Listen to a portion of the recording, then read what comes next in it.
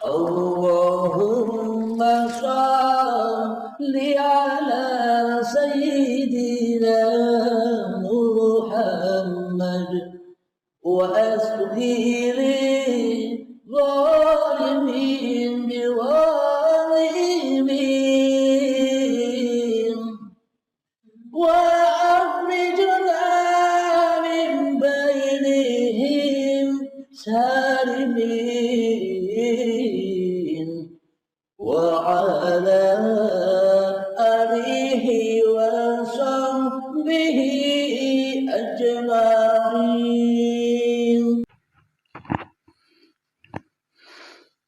Assalamualaikum warahmatullahi wabarakatuh.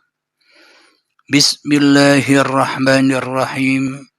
Ashhadu an la ilaha illallah wa ashhadu anna Muhammadar Rasulullah. Allahumma salli ala sayyidina Muhammad wa ala ali sayyidina Muhammad. Rabbis rahli sadari wa yassirli amri wahlul 'uqdatam min lisani yafqahu qawli. Amin. Bismillahirrahmanirrahim. Salam hormatku, salam ta'zimku selalu buat para sahabat-sahabatku tercinta, baik yang ada di dalam ataupun yang ada di luar negeri. Semoga kita semua senantiasa selalu di dalam rahmatnya Allah Subhanahu wa ta'ala. Amin ya rabbal alamin. Marilah kita awali kajian subuh yang indah ini dengan kalimah-kalimah thayyibah. Subhanallah walhamdulillah wa la ilaha illallah wallahu akbar wa la hawla wa la quwwata illa billahil aliyil azim. Sadaqallahul azim.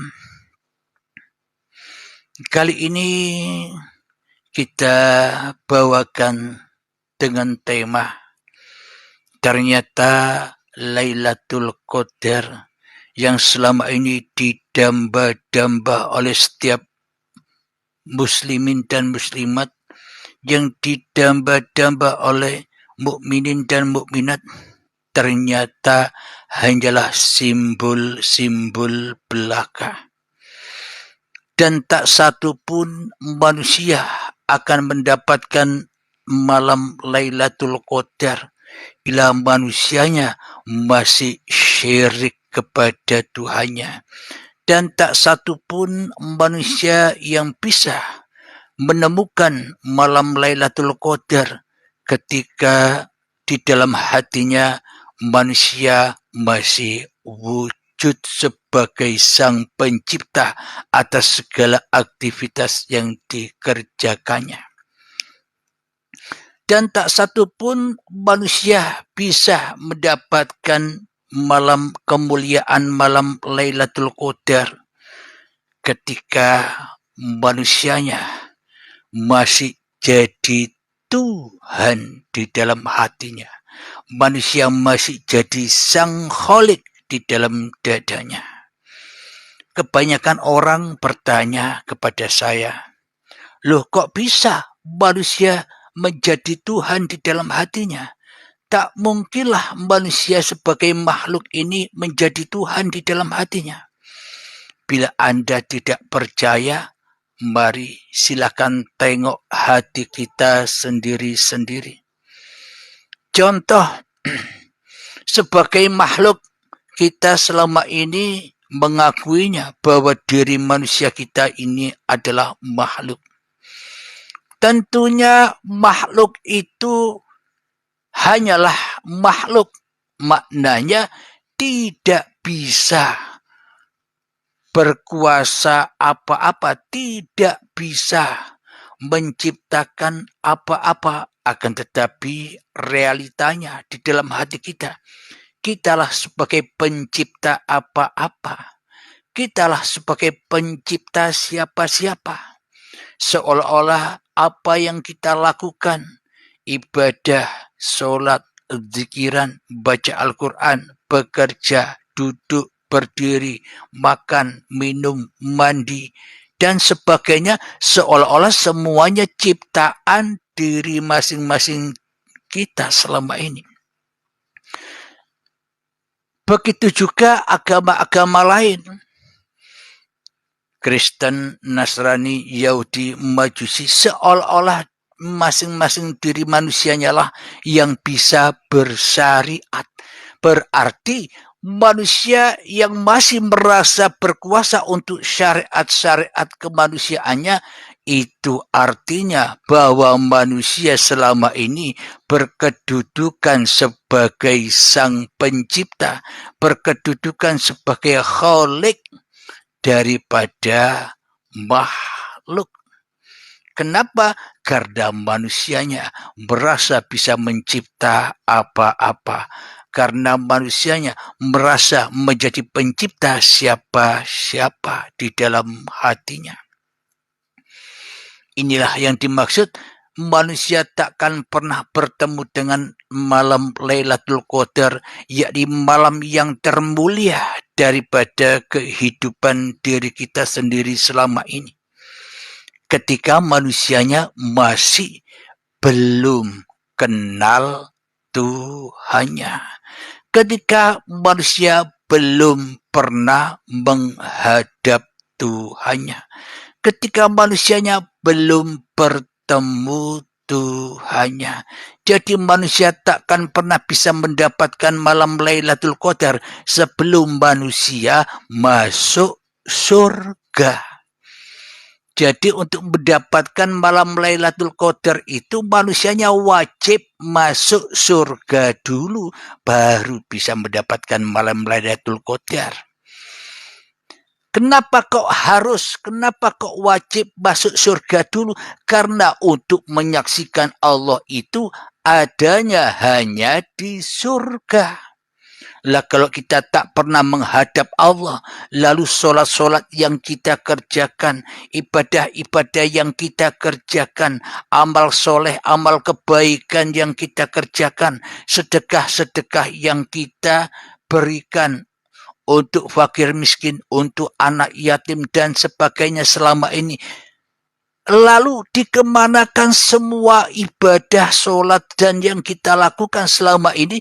Kalau kita belum masuk surga dan menghadap Allah, apa bisa kita pasrahkan semua ibadah itu? Akhirnya semua ibadah itu ya dimakan sendiri-sendiri. Maknanya diaku-akui bahwa diri manusianya lah yang mampu untuk beribadah. Maka dimakan sendiri dan diaku-akui bahwa hanya manusialah yang bisa sholat, yang bisa ibadah, yang bisa zikiran, yang bisa bersalawatan, yang bisa membaca Al-Quran, yang bisa bekerja dan sebagainya.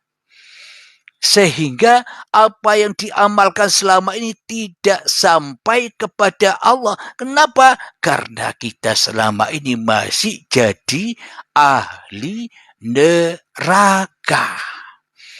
Jadi untuk menyerahkan semua amal yang kita lakukan, amal ibadah yang kita kerjakan, kita harus beribadah di dalam surga dulu sambil menyaksikan, sambil bertemu wajhullah. Baru bisa diterima semua amal ibadah yang kita lakukan bila kita sudah masuk surga dulu. Akan tetapi bila kita belum masuk ke dalam surga alias masih di dalam neraka, ya semuanya percuma dan tak berguna. Alias sia-sia wae, diaku-akui milik manusianya segala ibadahnya, ya panas, ya hancur. Zong, tak ada manfaatnya sama sekali. Menurut Allah, bukan menurut manusia. Kalau menurut manusia pasti banyak manfaatnya ibadah-ibadah yang dilakukan. Manfaatnya untuk siapa? Bukan untuk Allah, tapi manfaatnya untuk pemuas hawa nafsunya sendiri. Agar dilihat orang, aku beribadah. Agar dilihat orang, aku ahli sholat, agar dilihat orang, aku ahli Al-Quran, agar dipandang orang, aku ahli hadis, agar dipandang orang, aku alim ulama, aku kiai, ustadz, dan sebagainya. Itu semua hanya untuk kepentingan hawa nafsu kita sendiri.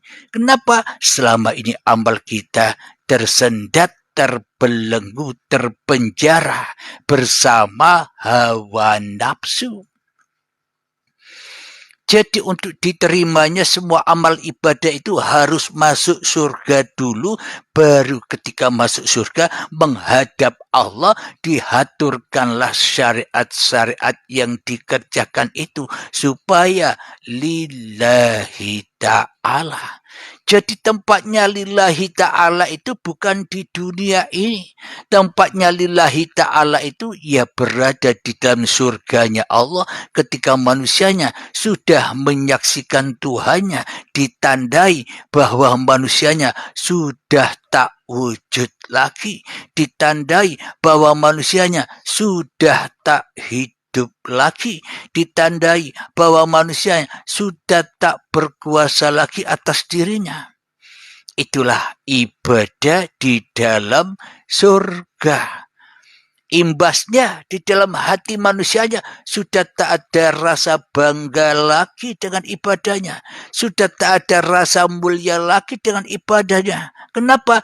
Karena ibadahnya, karena semua yang ia lakukan bukan milik manusianya lagi, akan tetapi milik lillahi ta'ala.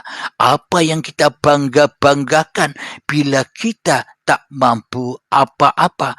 Apa yang kita bangga-banggakan bila diri kita mati dan goib? Maka sudah tak ada kebanggaan, kemuliaan lagi. Kenapa?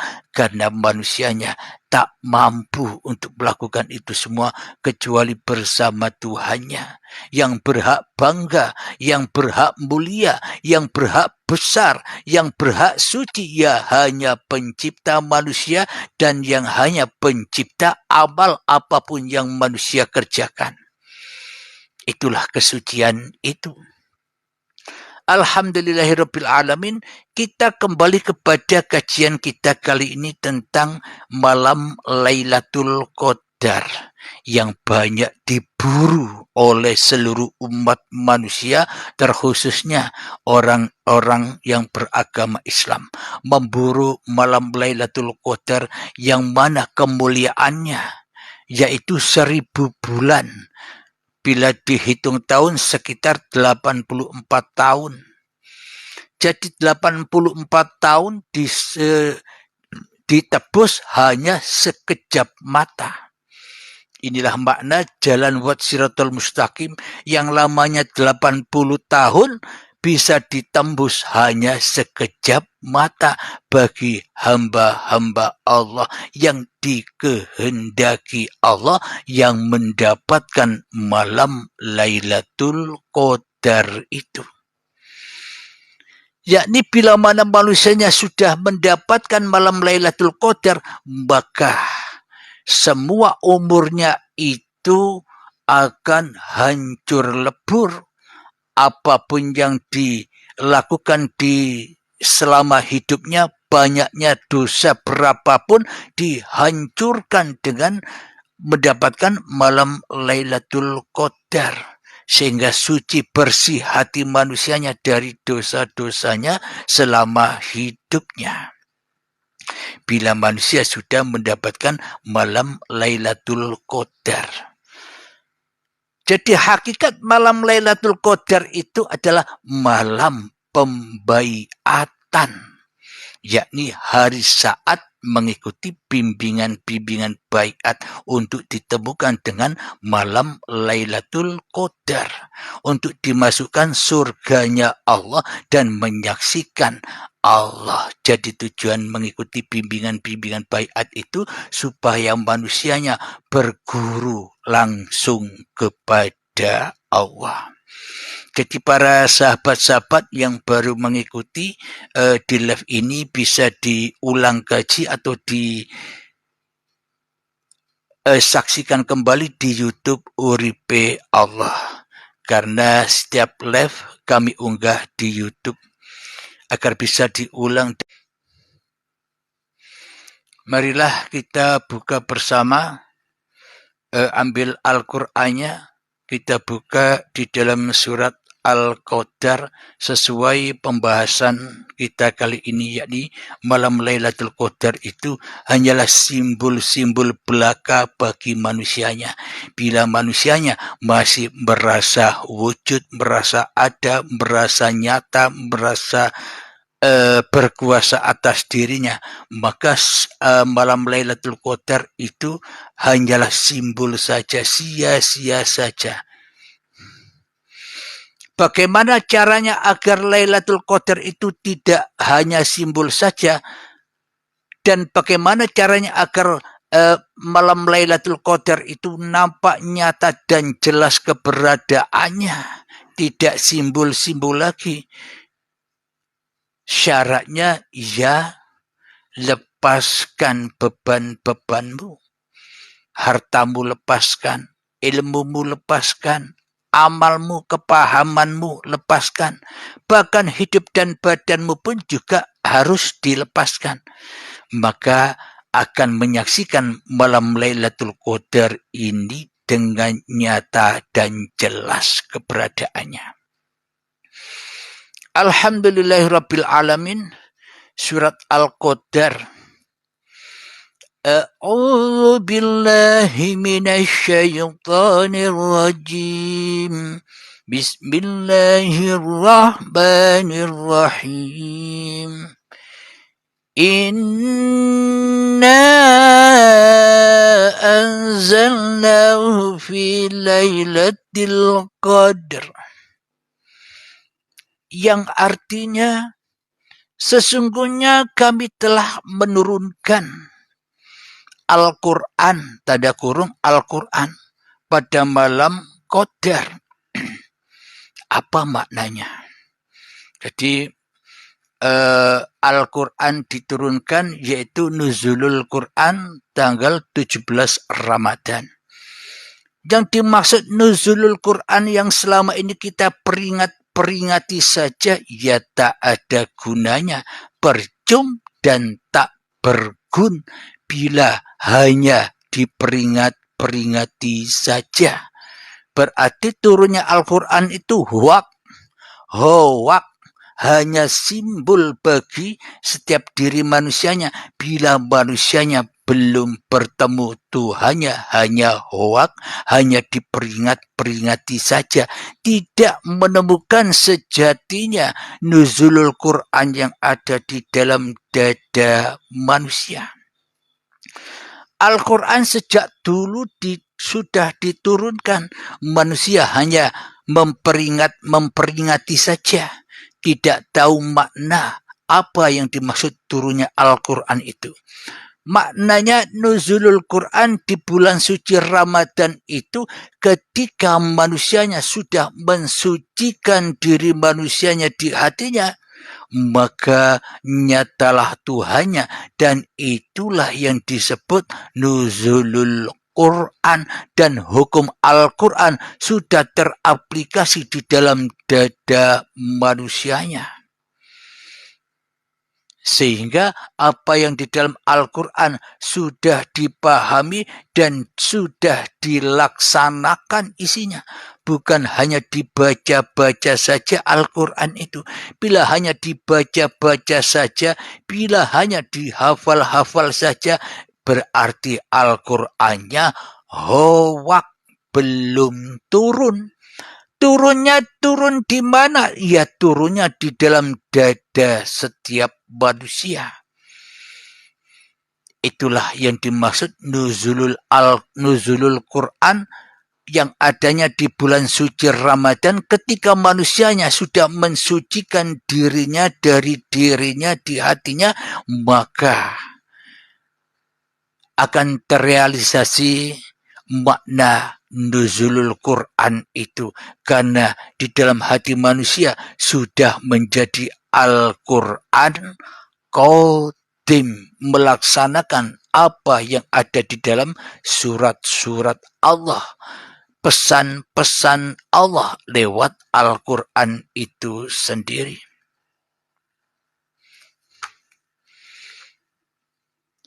Mari kita ulangi. Sesungguhnya kami telah menurunkan Al-Quran pada malam Qadar. Malam Qadar itu malamnya manusianya di hatinya. Malam Al-Qadar itu tiadanya diri manusianya di hatinya.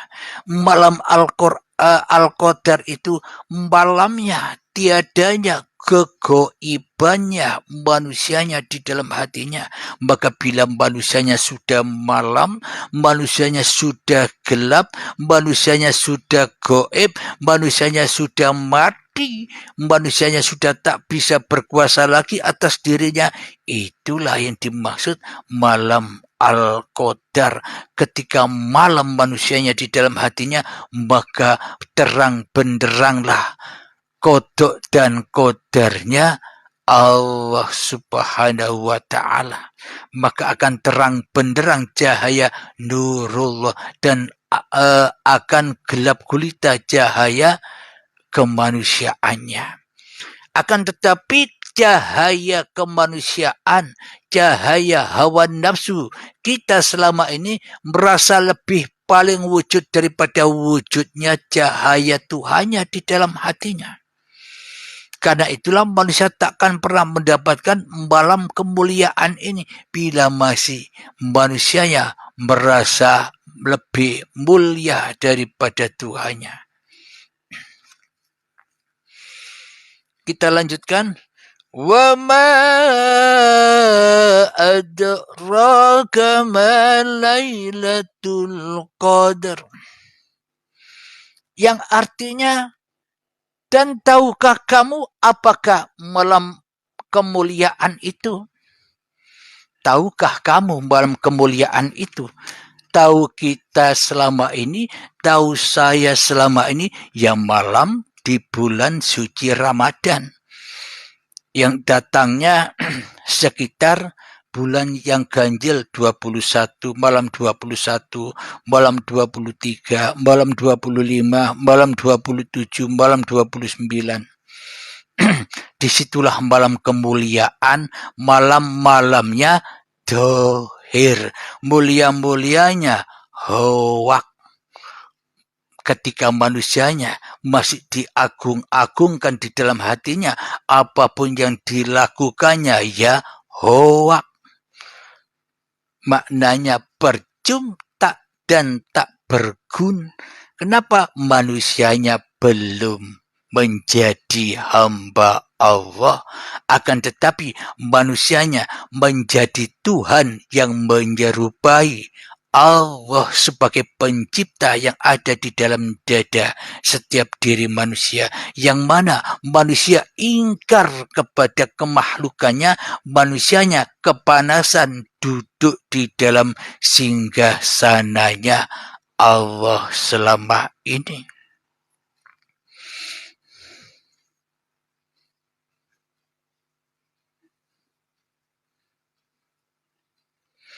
Mari kita lanjutkan. Lailatul Qadri khairum min alfi syahr. Malam kemuliaan itu lebih baik daripada 1000 bulan. Apa maknanya? Malam kemuliaan itu lebih baik daripada 1000 bulan.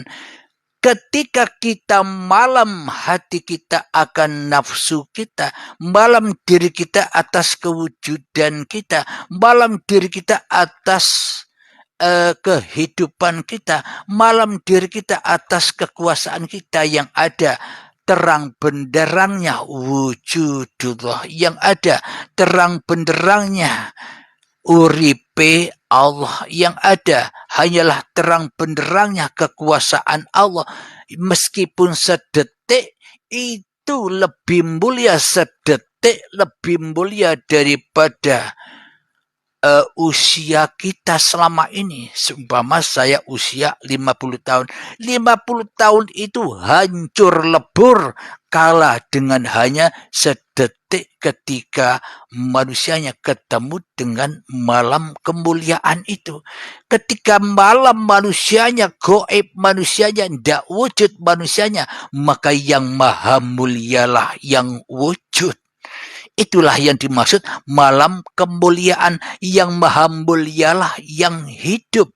Itulah yang dimaksud malam kemuliaan, ketika hanya kuasa Allah lah yang mulia, yang menguasai manusianya. Itulah yang dimaksud malam Lailatul Qadar. Itulah yang dimaksud malam kemuliaan, ketika manusianya sudah tidak mulia lagi.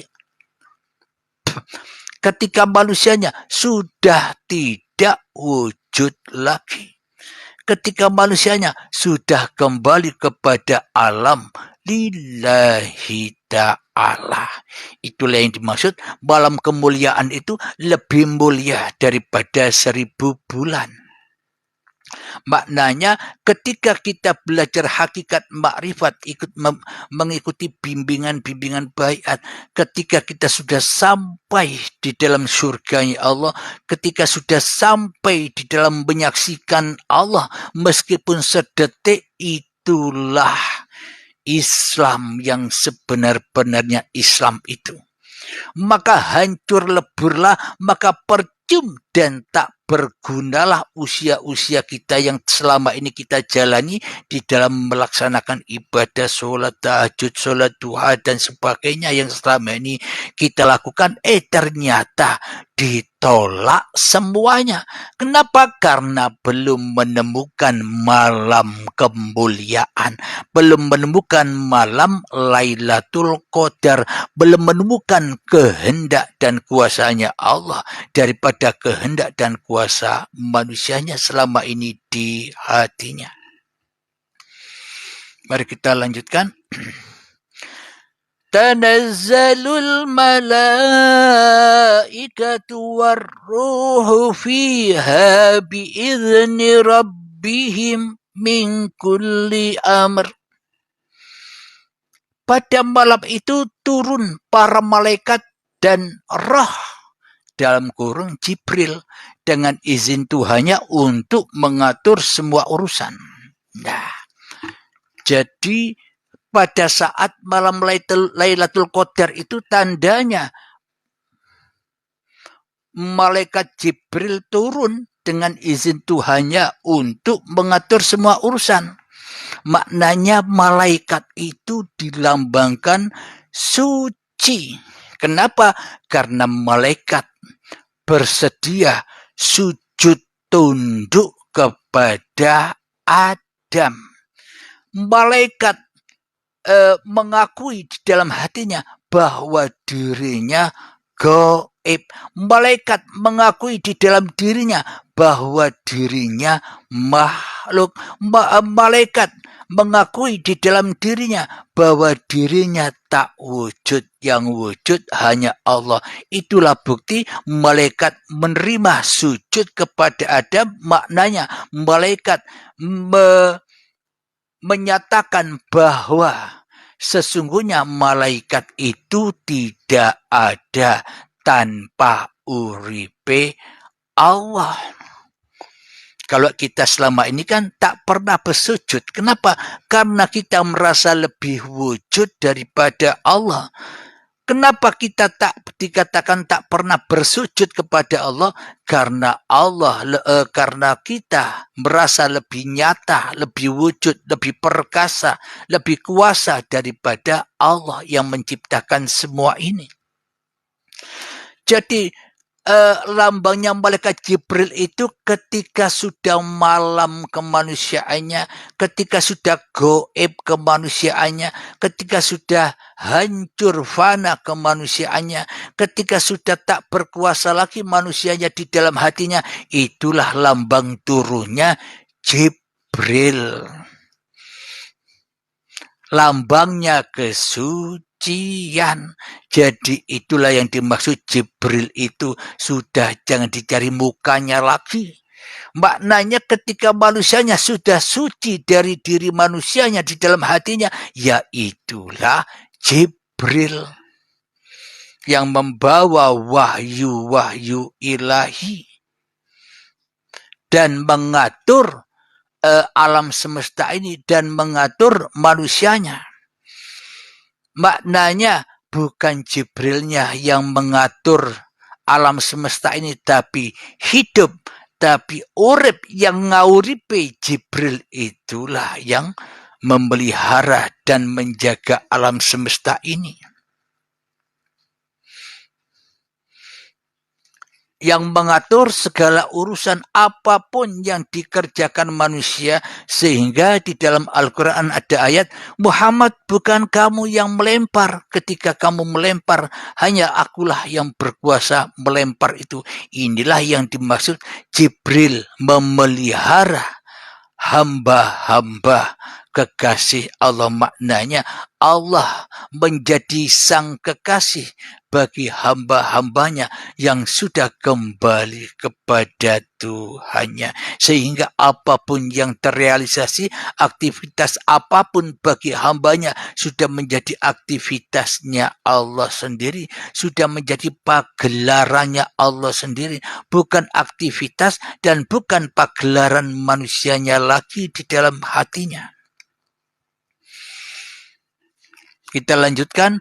Salamun hiya hatta matla'il fajr. Sejahtera malam itu sampai terbitlah fajar. Jadi ketika manusianya sampai ketika mengikuti bimbingan-bimbingan baiat sampai kepada malam Lailatul Qadar, malam yang dikehendaki Allah, malam yang dikuasai hanya Allah. Itu malam Lailatul Qadar itu ketika malamnya kemakhlukan manusianya yang sudah tak bisa mengaku-akui keberadaan, kewujudan, kehidupan, kekuasaan manusianya lagi, yang ada hanyalah kehidupan, kenyataan dan kekuasaannya Allah, maka itulah kesejahteraan malam itu sampai terbitlah fajar. Maknanya terbit fajar itu manusianya bangkit kembali dan pulang kepada lillahi ta'ala. Terbitnya fajar adalah ketika sudah terang benderang uripe Allah daripada terang benderang uripe manungsane di dalam dirinya. Inilah yang disebut Al-Qadar itu. Jadi bila manusianya belum masuk surga, ya tidak bisa mendapatkan malam Lailatul Qadar. Ketika manusianya belum masuk surga dan menyaksikan wajah Allah, ya tidak akan pernah Islam di sisi Allah. Inna dina indallahil Islam. Sesungguhnya agama di sisi Allah itu yakni ketika manusianya sudah memalamkan dirinya di hatinya, sehingga terang benderanglah Tuhan yang menghidupi manusianya. Alhamdulillahirabbil alamin. Semoga saya khususnya dan semoga kita semua para jamaah, para sahabat-sahabatku tercinta dimudahkan, dipahamkan oleh Allah Subhanahu wa taala. Amin ya rabbal alamin. Sebelum saya akhiri dan sebelum kita adakan tanya jawab, marilah kita gemahkan bersama-sama di penghujung kajian ini dengan kalimah-kalimah dengan sholawat dolimin daf'ul bala. Allahumma salli ala sayyidina Muhammad وأصغري ظالمين بظالمين اللهم صل على سيدنا محمد وأصغري ظالمين بظالمين